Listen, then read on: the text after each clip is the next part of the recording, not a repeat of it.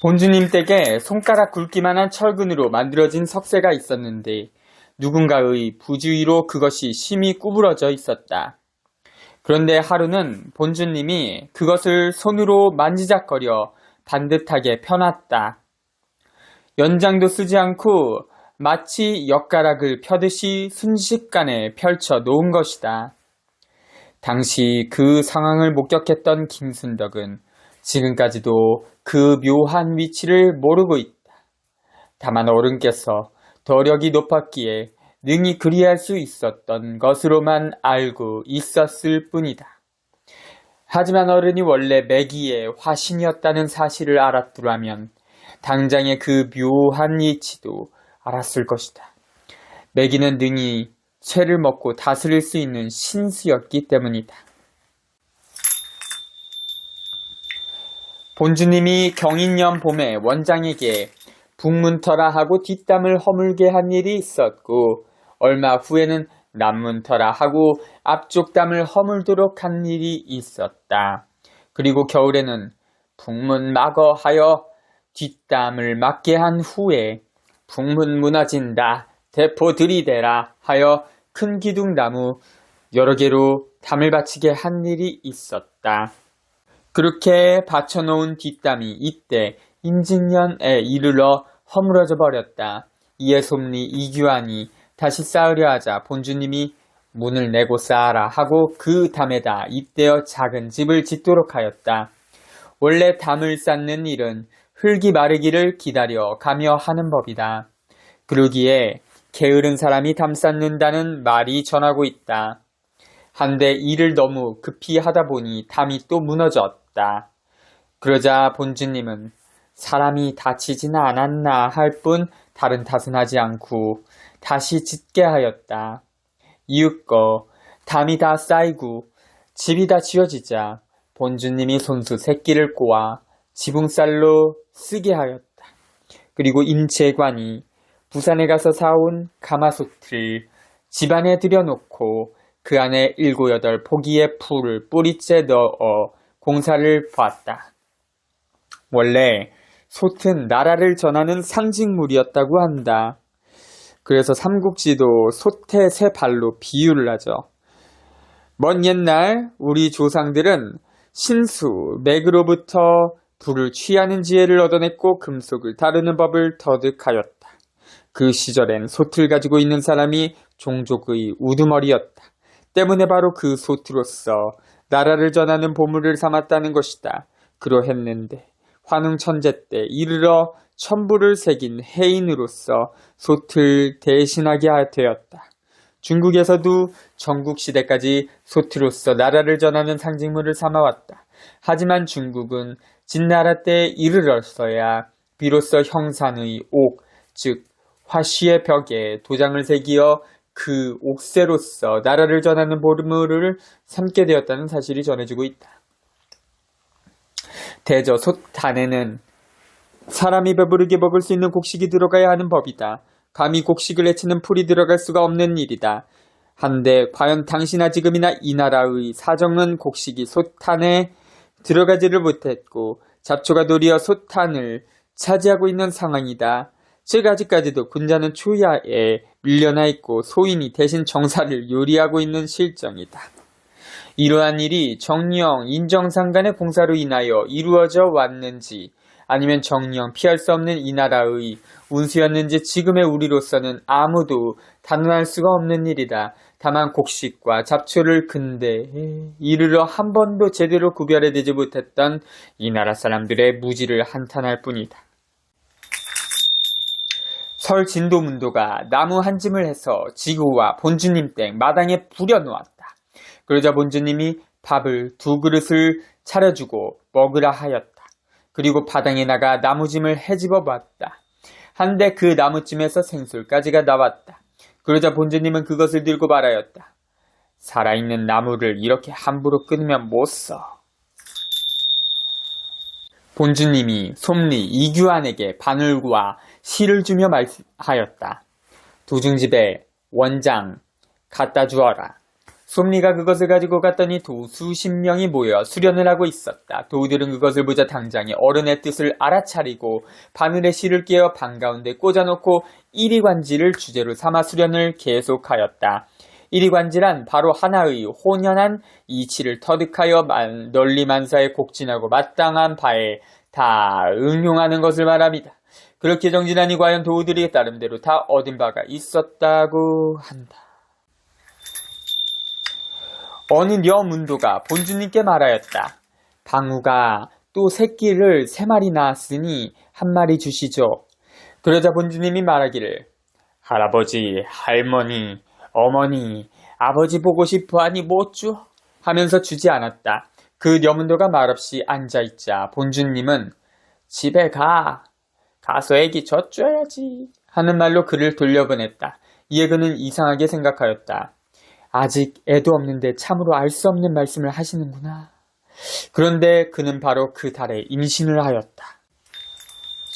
이에 동짓달에 어느 날 본주님이 설진도에게 옛날 돈을 주시며 말하였다. 쌀도 팔고 장을 많이 보아봐. 이에 설진도는 어른의 말씀이라 엉겁결에 예 하고 대답은 했으나 쓸 수가 없는 돈이라 심히 걱정을 하고 있었다. 그런데 마침 도우 하나가 돈을 가지고 와서 그 돈으로 장을 보게 됐다.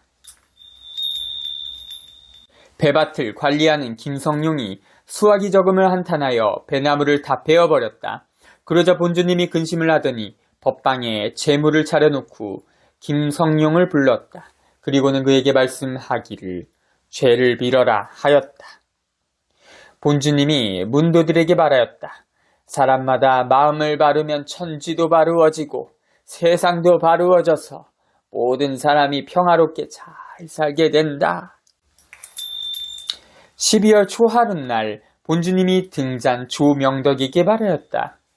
여러 해 죽을 안 끓여 먹어서 몸이 아프다. 팥죽을 끓여 먹을까? 그리고는 팥을 7번 떠주며 다시 말하였다. 병들라 할 때는 끓여 먹어라. 도중 사람들한테도 죽 끓여 먹으라 해라.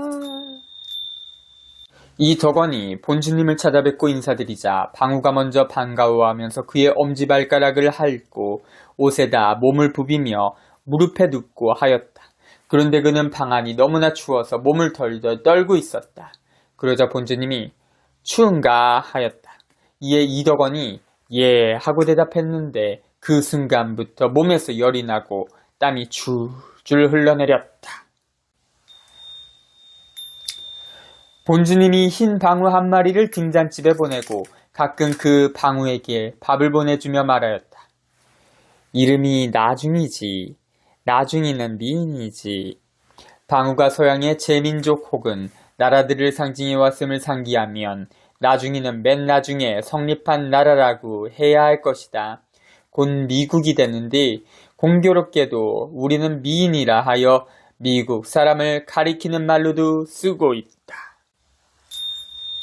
김순이 문도가 조카에게 선물하고자 했던 것을 가지고 와서 본주님께 드리자 본주님은 임자가 따로 있어 하며 돌려줬다. 본주님이 등잔 조명덕에게 바늘을 주시며 말하였다. 바늘 귀에 쏙 깨면 되는데 왜 안 깨나? 왜 매번 한 가지냐? 본주님이 이규환을 불러 지금의 교회 터를 가리키며 말하였다. 이 터가 우리 터지. 장차 객귀가 별스럽게 기승을 부려봤자 결국 우리 터를 내놓고 돌아간다는 말씀이다. 본주님이 문도들에게 배밭에 있는 샘을 가리키며 말하였다. 생명수를 수리해라. 하여 문도 몇 명이 샘물을 퍼내고 더 깊이 파수리하고 있으니 본주님이 이르기를 이 일이 끝나면 신기한 일이 많이 나온다 하고 이어서 만중생의 생명을 살리는 게 무리다 하였다. 리홍정은 학문이 깊은 데다 도력이 높아 당시 도인들의 세계에서는 명망이 있는 사람이었다. 때문에 고동진, 임재간 등 인정상간의 문도들도 그를 존경하였다. 또한 그는 당시 나이가 90이 넘었으나 총명이 과인하였고 기력이 정정하였다. 한데 그가 인정상간의 문도를 만나면 가끔 인정상간을 평하여 비웃는 말을 하였다. 예를 들면 코가 너무나 높다느니 고집이 세게 생겼다느니 등의 말을 함부로 하는 것이었다. 그러더니 하루는 고동지를 찾아와서 말하였다. 오늘은 여씨를 한번 만나볼까 하여 왔으니 안내 좀 하겠나. 이에 고동진이 생각하기를 이 양반이 이제 어른을 대해 좋게 보게 되었구나. 좋게는 빼고 하며 그를 본주님께 안내해드리자 본주님이 이용정을 보고 말하였다. 이 양반이 이제 어른을 대해 보게 되었구나. 늙은이가 쓸데없는 소리 하고 다니지 말어. 그러자 이홍정은 대번에 머리를 조아리고 말하기를 다음부터 주의하겠습니다 하고 황망히 자리에서 물러나왔다.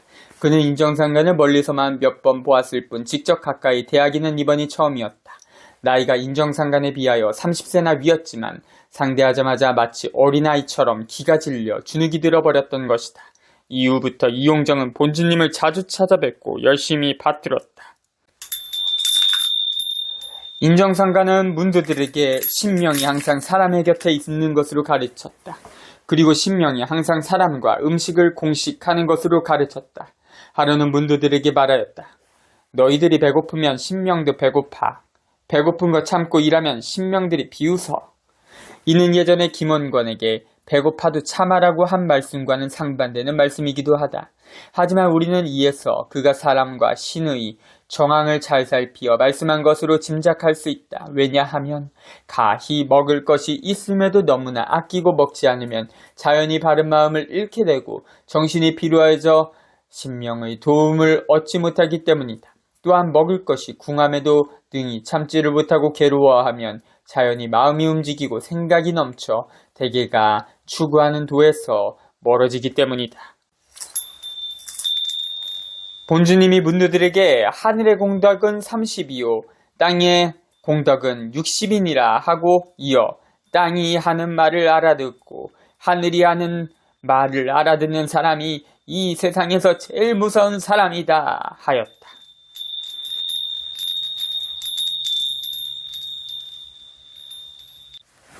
18. 아내를 선포합니다.